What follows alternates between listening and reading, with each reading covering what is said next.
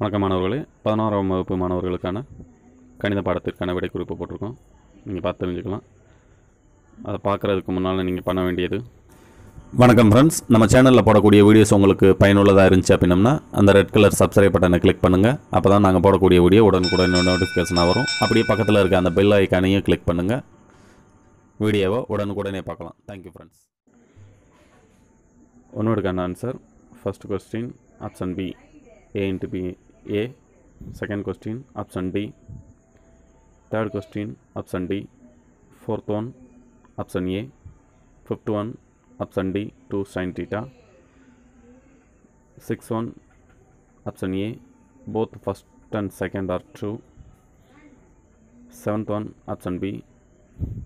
Eighth one, option 9 squared. Ninth one, option C. 10th question, option C. 11, option D. 12, option C.